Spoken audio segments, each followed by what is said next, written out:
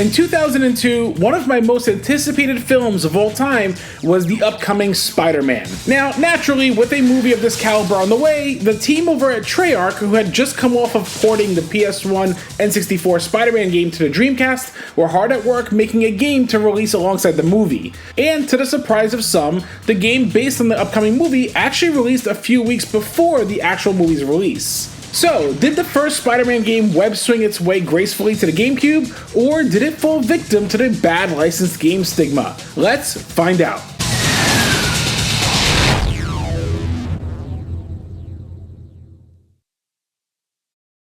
Spider-Man starts off with Peter Parker recapping some events that lead to him getting bitten by a radioactive spider and realizing he now has special powers like superhuman strength, web shooting capabilities, and wall crawling. We start off by going after Uncle Ben's killer, and from there, we get an expanded storyline of its movie counterpart. Since the movie focuses primarily on Green Goblin being the main villain, the game also introduces the Vulture, Scorpion, and Shocker into the mix. The story told here does a good job of tying events together from the movie while having the liberty to add elements in between so that it's not solely a movie retelling. The killer's a skull. Where is he? I can't tell you. He killed me. What makes you think I won't?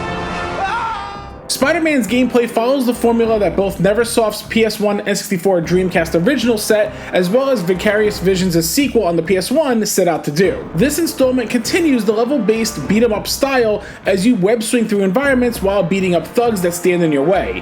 When you start the game, you're immediately given the small playground of the city to acclimate to the web-swinging controls and basic combat. Swinging around feels great where you press the R trigger to start swinging, but holding it down will allow you to swing even faster.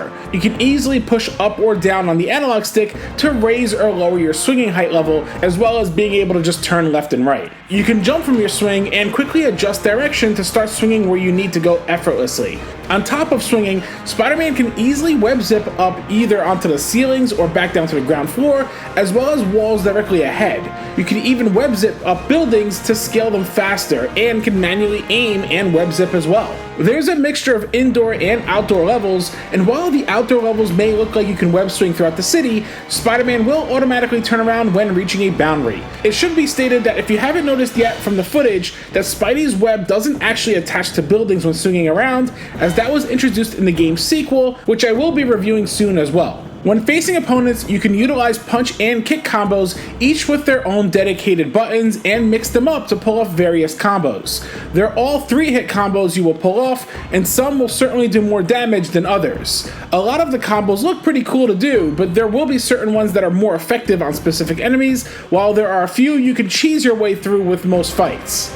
Additionally, you can jump on top of the enemies to punch them in the head or flip throw them across the room. You can also do jump attacks where Spidey will do a homing attack towards the enemies, and you can even kick enemies while in the middle of web swinging. Naturally, Spider-Man will have his web shooters to incorporate into battle, like webbing enemies up, creating web gloves to dish out more damage with punches, creating a web dome that explodes and pushes enemies away, and web yanking to pull enemies toward you. You can control the camera pressing left or right on the C-stick, and you can also reset the camera behind you by pressing down on the C-stick. Additionally, you can lock onto enemies pressing up on the C-stick, and pressing left and right afterwards will change your lock-on. You can also manually aim your web shooters by holding the L trigger and then pressing up on the C stick. This is more handy in particular with manually web zipping through areas, especially when facing off against Shocker later on in the game. But I will say, the control execution for manual aim and camera overall does feel pretty archaic, even for when it released in April of 2002. Now, they do incorporate some new mechanics in this installment to further build upon the foundations that Neversoft set. For starters, as you explore levels, there will be hidden gold spider icons to collect that will unlock more combos and moves to utilize at your disposal. This definitely helps flesh out the combat and gives something worth exploring the levels for. Additionally, there is a stealth system in place here where you can use the shadows to stay out of sight from enemies patrolling the area. Also, swinging in the outdoor environments will provide a height meter, giving you an idea of just how far you are from falling to your death within the city.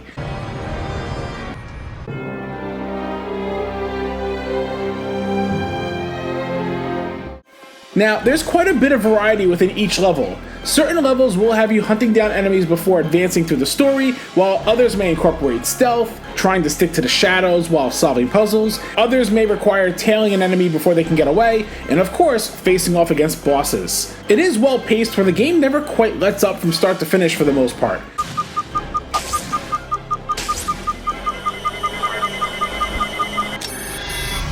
Boss fights will also provide a solid challenge in which you can't just stand there wailing at the opponent, but will need to learn when to find a good window to attack, or you may need to stun them before you can dish out damage. The rogues gallery used here, aside from the Green Goblin, provides for some fun battles, and naturally facing off against Green Goblin himself across the various levels is the main highlight.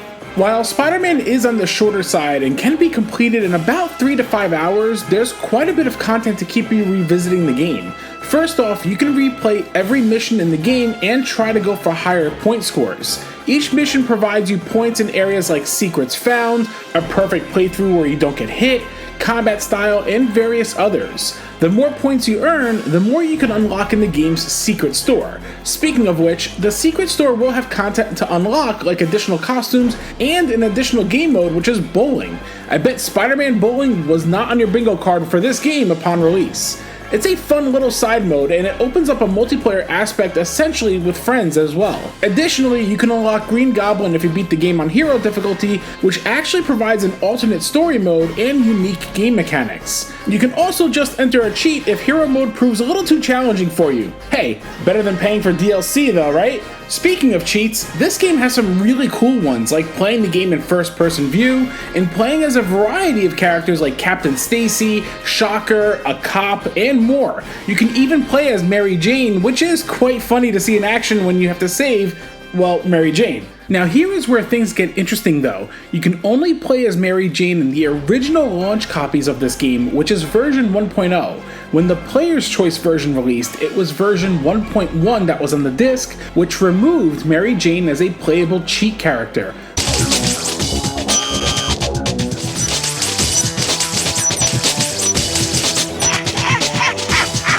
Why, you ask? Well, because of this scene and another scene which raised concerns that could be taken out of context. I thought this was really interesting to discover, as it was literally just a reskin that required a cheat code to access regardless. But hey, now you know the difference between the original release and the Player's Choice version. This also applies to the PlayStation 2 Greatest Hits and Xbox Platinum Hits versions. Also, while there is a traditional training mode with Bruce Campbell mocking you on how to play the game, there is an additional set of training levels you can access. These essentially serve as time attack levels based on various mechanics like web swinging, web zipping, combat challenges, and each having various difficulty levels, all while trying to go for the fastest time. Another aspect to note is that the game has a solid amount of Easter eggs to discover. For example, in the Oscorp's Gambit level, which is the first level where you get to don the actual Spider-Man suit, if you look out in the sky here, you'll notice letters being spelled out slowly stating Chaos. Almost a foreshadow for what awaits for Spider-Man, but I am curious if there was an additional intention behind it. There's also an Easter egg where you can face off against Buzzsaw in the combat training once you've fulfilled defeating X number of enemies in the ring here. Things like that show that the team was having fun with the game's development. Spider-Man does have some aspects that I wasn't fond of though. First off, like I stated earlier, the camera. The camera controls here can be quite finicky, and more so, it ruins the movement controls when running in one direction while turning the camera. It actually messes with the movement intended, and it feels jarring. Next up are the stealth sequences. While I appreciate the implementation of stealth to provide variety, it never quite feels natural. It's not like you can even do stealth takedowns here, so it feels kind of awkward. Thankfully, the stealth sequences never resort in a mission failure, but still, it's just not great. Additionally, the indoor levels here do lack the awe of the outdoor levels. Aside from a few here and there, there's nothing to write home about here. Furthermore, there weren't enough moments where you can actually face off against foes in the outdoor levels. What I mean by this is that outside of the first level and then the levels where you face off against the Green Goblin or his bots, you never get to utilize the combat or combos on the rooftops much. Hence why there's more footage of combat showcased here, primarily indoors. I get that the fact that there's not going to be a lot of people to fight on the rooftops, it just feels like compared to the N64 PS1 original where you actually fought more people outside, you don't really get to do that here. Now, visually, Spider-Man is actually a dang good looking title. Spider-Man himself is superbly detailed both from a texture standpoint and animation standpoint. Whether he's swinging around freely, to colliding with the side of a building while swinging, to wall crawling, to seeing his combat in action, everything looks pretty fluid. The NPCs are mostly well detailed for an early 2002 game as well. New York City looks incredibly detailed thanks to closing off the outdoor levels into segments of the city, incorporating richer detail in the surroundings. The level where you face off against a vulture in a storm stands out in particular as the thunderstorm sets this great mood, including seeing lightning strike the tower here, and over time you will see sun break through the clouds as the storm dissipates. Also, swinging through the city at nighttime, seeing all the lights around the buildings, it really does a fantastic job of capturing New York City. Even the clever technical elements of showcasing a constant flow of traffic in the streets below, it's really impressive seeing how Treyarch nailed this. On the flip side, the indoor levels, once again, have less awe here and are kind of run-of-the-mill pretty much. It's nothing bad, it just visually lacks the pizzazz of the outdoor levels. Performance-wise, the GameCube version in particular does run at an unlocked frame rate, hitting between the 30 frames to 60 frames per second depending on the area and what's on screen. I will say, when it does hit that smoother frame rate when swinging around, it definitely stands out. Overall, it really does look pretty great. As for audio, Spider-Man also does a mostly great job here as well. Both Tobey Maguire and Willem Dafoe reprise their roles for both Spider-Man and Green Goblin respectively, while the other characters have different voice actors. Yeah. Thanks again. No problem. Grab hold of a rogue balloon anytime. Rescuing damsels is my specialty. Go get him, Tiger. Both Tobey Maguire and Willem Dafoe do a great job here and lends to the authenticity of the experience. The sound effects match the gameplay really well also, whether from the combat effects to the web sound effects from firing webs or swinging, to the city ambiance and menu selection sounds, it all works in tandem. The soundtrack here also does a mostly fantastic job of feeling cinematic yet memorable, from the awesome video intro song to the main menu theme and the variety of the stage themes. There were honestly only 2 stage themes that I felt did not fit the game at all, which are the levels against Scorpion and the Oscorp stages, both of which felt incredibly forgettable. Outside of those though, the audio package here is really strong.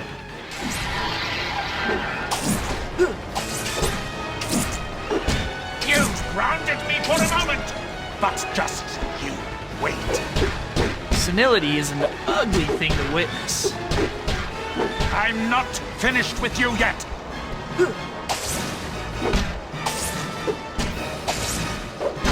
You've grounded me for a moment. Spider-Man is a very good first attempt at bringing the character to the 6th generation while releasing in time for the movie counterpart. Between its impressive visuals for the time, to the neat cinematic presentation and story alterations, to the mostly strong audio and enjoyable gameplay, Spider-Man is a web worth swinging. While it is the weakest of the Spider-Man games this generation, it's still an enjoyable time from start to finish with quite a bit of content and replayability.